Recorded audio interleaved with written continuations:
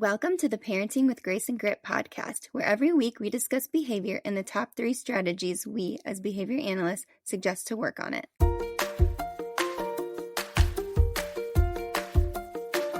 Hello, everybody. Today we are going to be talking about strategies to help your children when a parent has to travel for work.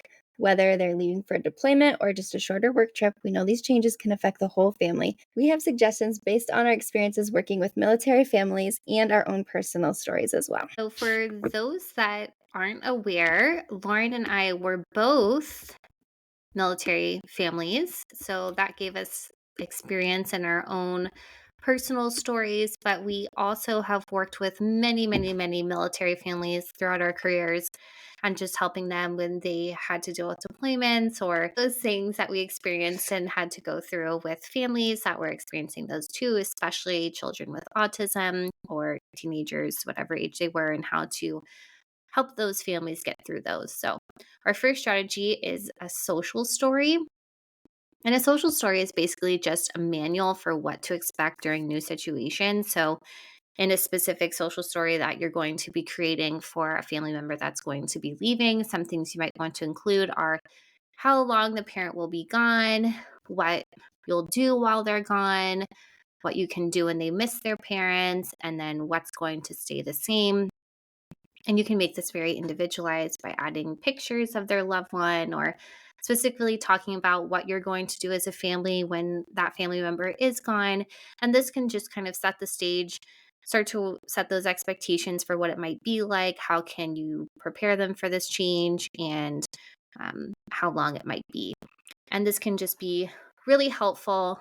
But the key to using a social story is to use it all the time. So, specifically when you're introducing it, you want to be reading it every day, if not multiple times a day, and getting them ready. Even you can begin to read it before that parent leaves. So that parent who is leaving can talk about it and, you know, help them through what it might be like and give them some comfort around that topic. And then continue to read it when they're gone. And it may get to the point where maybe you have to adjust your story and kind of rewrite it. That's okay too. This is just supposed to be a tool to help them prepare. And if you feel like maybe that would be helpful for you, but it's overwhelming for you to make one, we do have these on our website. I think they're pretty cheap, maybe like $11 or so. And we'd be happy to make it for you. So just if you are interested, that is on our website under resources. We can make it for you. You can also get a printed version. So that is just out there if you need it. But these are also very easy to make yourself. So that's completely specific and to your family and your needs. Yeah, and it's a really great tool just to help your kid kind of know what's coming. Even if in the story it's like we don't exactly know when we'll get to talk to them, but we will get to talk to them. You can put stuff like that in there just to, we always talk about expectations. Our next strategy is kind of just a bunch of little things all together. So my husband worked at the South Pole last year and he was gone for 10 months. And so I can't take credit for any of these things. He came up with all of these ideas on his own, but this really, really helped my son get through that time and really kept their relationship really strong while he was gone. So, first of all, my husband, long before he left, started recording him reading videos to the kids that we could look back at later on. So, he read, I don't even know how many, 50 stories maybe, and made all these recordings, shared the drive with me so that when he left, we started listening to and watching those before bed. So, I would read a story and then we'd watch a recording of him reading it too. Second thing, and this doesn't have to be specific to Kinder eggs, but my husband was in New Zealand before he went to Antarctica, and he bought a ton of Kinder eggs because my son loves Kinder eggs, and he hid them throughout the South Pole, one at a time. It's not like he hid them and then just like left them there, but he would find a spot, hide it, send pictures to my son. And I say my son because my daughter was just too little to know, but he would send us pictures and then my son could try to find it in there. So it was like a little scavenger hunt for him. And then they would open it together later on whenever we were able to FaceTime, which was pretty inconsistent at first. But he had a new one every few weeks that they could do that together. And then we would have Kinder eggs on our end that they could open together too. And that was just really something my son really looked forward to and got him on FaceTime because not always our kids don't always want, they'll talk about their parent all day long, and then when it's actually time to get to talk to them, they just sometimes act a little bit different than we expect. So that was a good way to get him on the camera talking and back in like his regular happy mood so they could chat. Um, and there were 2 other things. So my husband, before he left, got a special box for my son to put all special things that we did in there so that they could go through it together. So if we went somewhere, we would get a postcard from that place and we would write about our adventure and put it in there. Or we'd get a sticker or something from whatever adventure we had, and then we put it in the memory box. And then when my husband came home, they opened it and they went through, and my son got to tell him all about all of these different things that he remembered doing while he was gone. And then the last thing, this was really sweet. He wrote a bunch of notes and he hid them all over the house for all 3 of us. So even my baby, I actually just found a note, even though my husband's been home for 3 months. I just found a note last week that I never found before.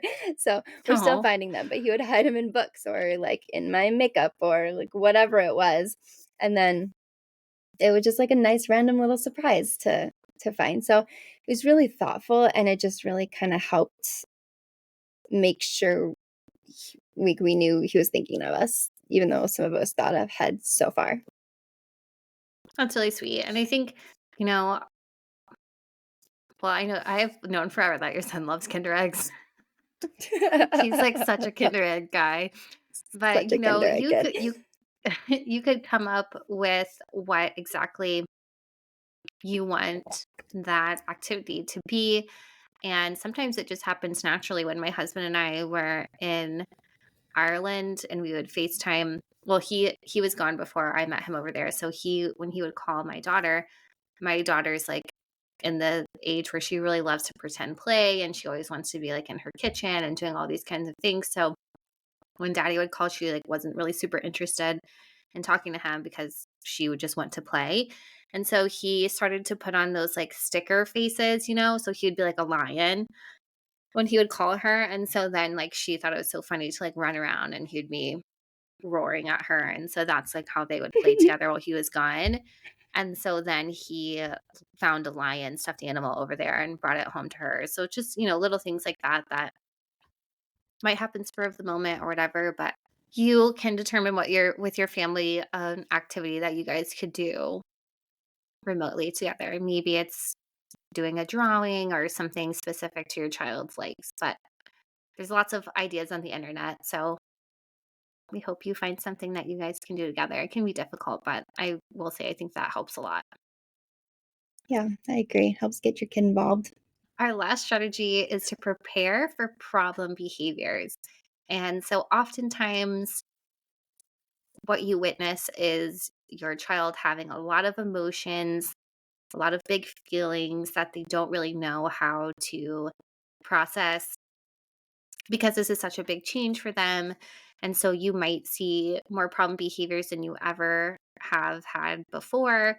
And it might be just totally different than what you maybe had expected. Maybe you thought, well, I did a social story. We're doing all these other specific things to help when he calls, but you're still seeing a ton of problem behaviors. I'd say that's to be as expected. You really just kind of have to do the best you can through those. And I would say some things that can help are keeping your consistent expectations. So try to keep those expectations that you had before the same. Be really consistent with routines. Send videos if your child wants to, that can help. Maybe they have some kind of tantrum and then you kind of pinpoint that really it's because they're missing their family member.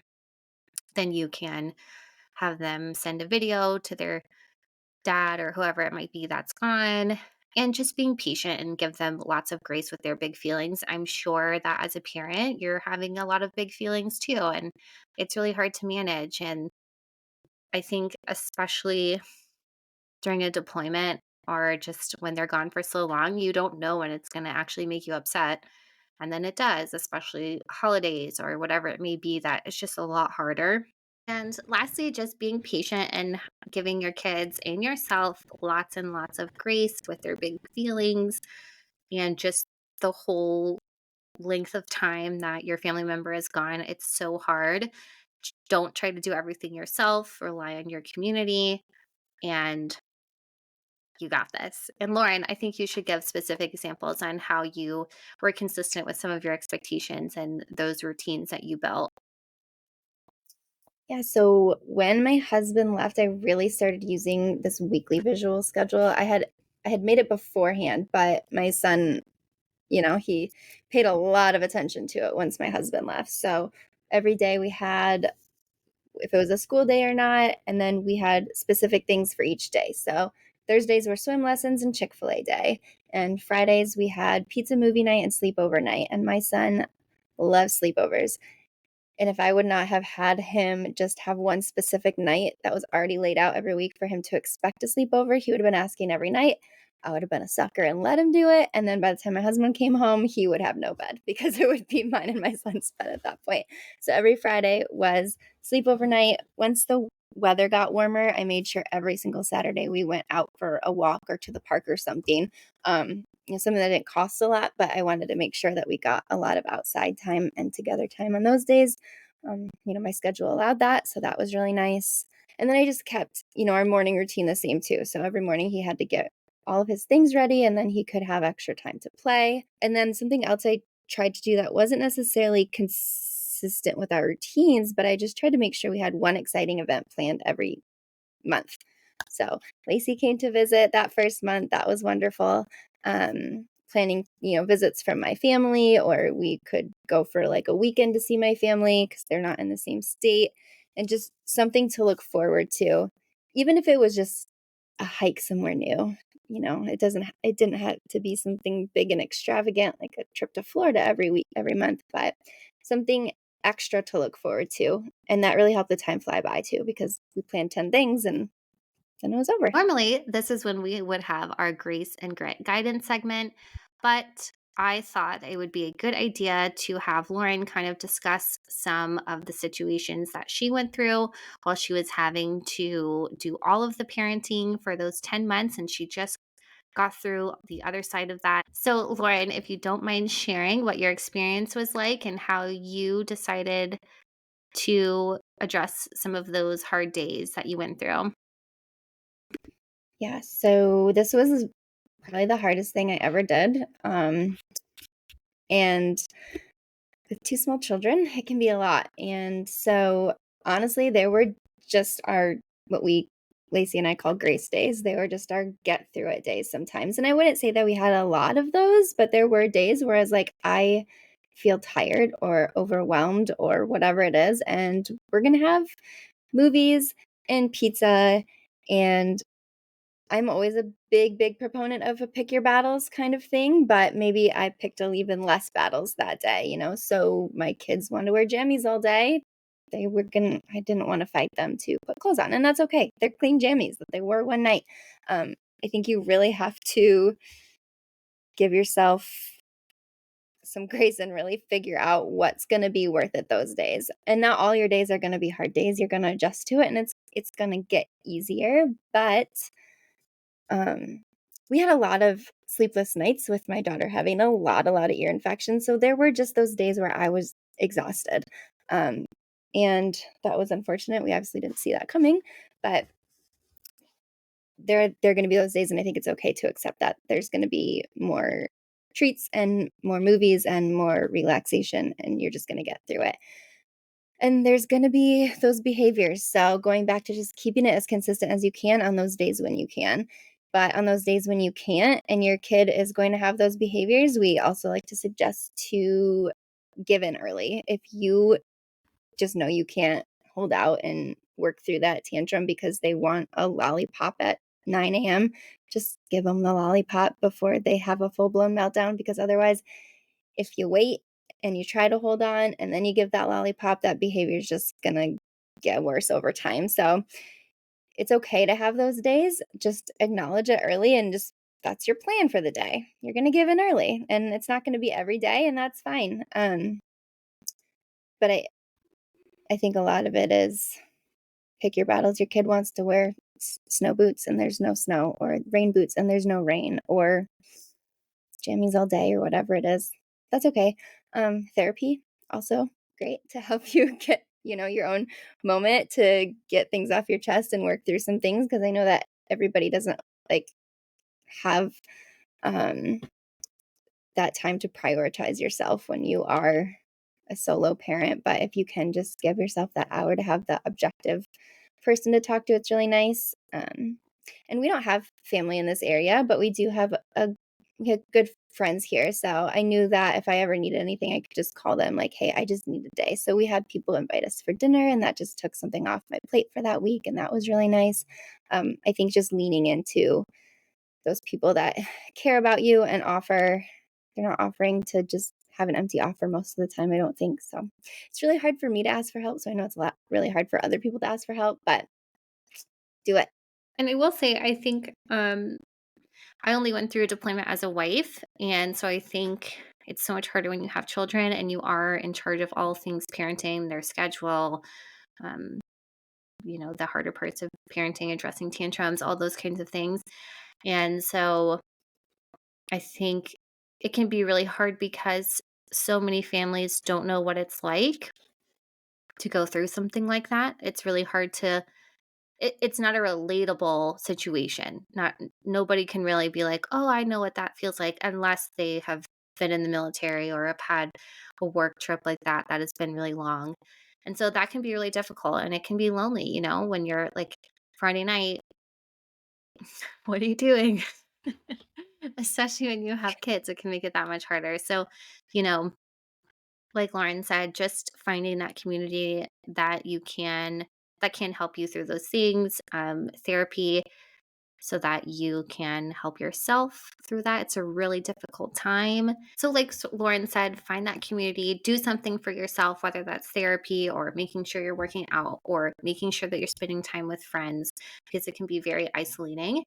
And then if you do need additional help, like we mentioned earlier, we can definitely help with the social story aspect. We are available for private consultation. So don't hesitate to reach out, even if it's just a question, where a lot of times we are so willing to just help people through emails.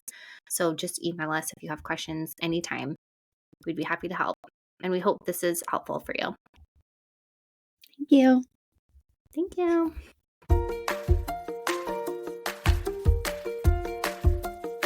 If you need help or have additional questions, you can email us at graceandgritbcs@gmail.com.